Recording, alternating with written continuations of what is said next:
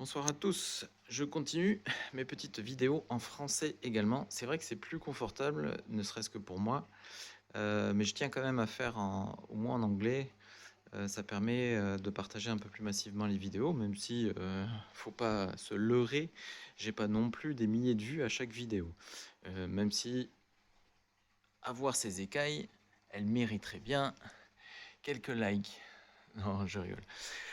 Donc aujourd'hui, c'est juste pour partager avec vous l'état des aquariums après 3 semaines de non-maintenance, 3 semaines où en fait on n'était pas là. Du coup, les aquariums ont tourné complètement automatiquement et même si on est rentré il y a quelques jours, en fait, je n'ai pas nettoyé, je n'ai rien touché au bac. C'était pour vous montrer l'état des vitres. Donc là, typiquement, on voit qu'il y a un développement, un petit film bactérien. Côté discus, c'est la même chose. Sinon, vraiment pas d'algues, mais ça c'est normal. J'ai réduit au strict minimum 2 heures par jour l'éclairage, donc c'est normal que les algues battent en retraite. Il y a juste le petit angle là qui est relativement éclairé une partie de la journée, ce qui explique que j'ai pu avoir des algues à cet endroit-là. Voilà. Ce qui est plus important, c'est au niveau des écailles, aucune perte. Les poissons sont pas franchement stressés. C'est peut-être parce qu'il est tard le soir et qu'ils sont en mode pour aller dormir. Les Trophus, eux, par contre, ça chahute voilà, jusqu'à l'extinction des feux, comme d'habitude. Et je me faisais du souci, surtout pour les petits trophes. Donc, les 4 bébés trophes, quand on est parti, étaient bien plus petits que ça. Ils ont de la nourriture automatique en poudre. Les adultes ont de la nourriture, ce sont des granulés automatiques. Comme vous pouvez voir, on en a encore pour 2-3 semaines. Et ça, en fait, c'est les compléments de paillettes que je donne quand je suis là, mais que je ne donne pas quand on n'est pas là.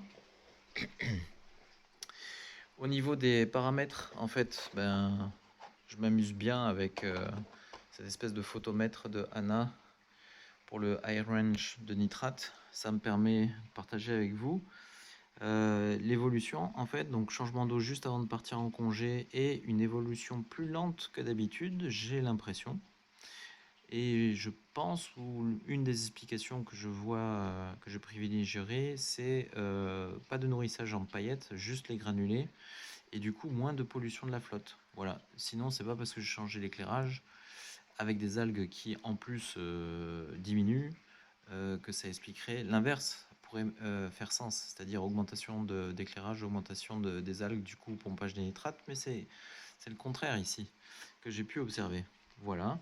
Pour les discus, en fait, j'ai pas réalisé de changement d'eau juste avant les congés. Et du coup, ça a continué sur la lancée standard. Voilà. Alors que je suis pas là pour nourrir de congelés ni de paillettes. Et l'augmentation est à peu près similaire à ce qu'il y avait avant. Maintenant, on est à une concentration de nitrate de 52 ppm. Donc il est grand temps de faire un changement d'eau. C'est absolument pas les concentrations que je préconise et que j'ai l'habitude de maintenir. C'est simplement un test.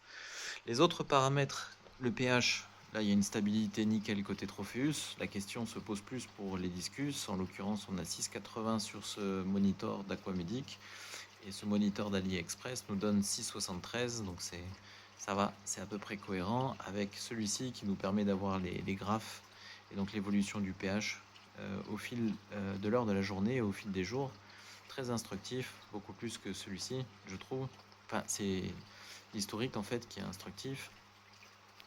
Ici, les L46, nickel, ils ont leur petite distribution de nourriture. J'ai essayé ces nouveaux décors.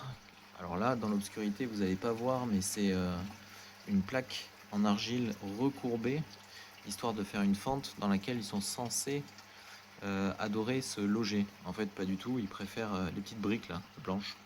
Très clean, très design. Voilà.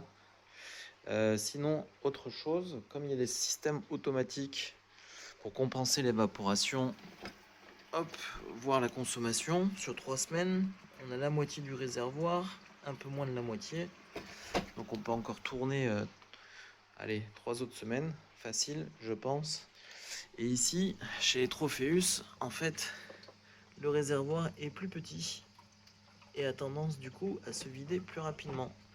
Donc là, je parierais sur 2 semaines, mais au-delà de 2 semaines, je pense que c'est un peu tricky. Voilà, sinon le filtre en fait se nettoie. Je sais pas si je vous l'ai déjà présenté. C'est un filtre custom qui se nettoie automatiquement. Donc là, c'est la partie filtration mécanique qui accumule le papier dégueulasse ici. Et ensuite, la filtration biologique, c'est des moving beds qui se nettoient eux-mêmes automatiquement. Donc bon, le filtre, zéro entretien. Pas besoin de faire quoi que ce soit. Voilà. Et puis sinon, ben, c'est tout. C'est pour aussi justifier que contrairement à certaines croyances, on n'est pas obligé d'être esclave de ce hobby. Il faut s'en donner les moyens, il faut accepter de prendre la responsabilité que s'il arrive une coquille, ben, ça peut être dramatique. Mais justement, il faut minimiser. Par exemple, perte de courant, c'est le risque. Une coupure de courant en fait est contrebalancée par ces batteries. Ce sont des batteries de camping-car qui coûtent moins cher que les batteries spécialisées, surtout eau de mer, que l'on peut trouver et qui sont tout à fait compatibles avec les pompes de remontée à courant continu, notamment des bacs de décantation. Voilà, mais si vous aviez ce type de pompe à l'intérieur, ça serait possible. Sauf que là, je privilégie ce qui pour moi est le plus important, à savoir le mouvement d'eau et la filtration biologique, c'est-à-dire que les moving beds doivent rester en activité. Voilà. Et donc, pour en revenir, l'idée étant ici de rassurer les personnes qui pensent que l'aquariophilie, c'est être esclave des changements d'eau tous les 2 jours. Eh bien non, pas forcément. Avec un peu d'études, de conseils et de design, on peut être plus flexible. Voilà, c'est tout pour ce soir. J'espère que ça va bien. Ciao.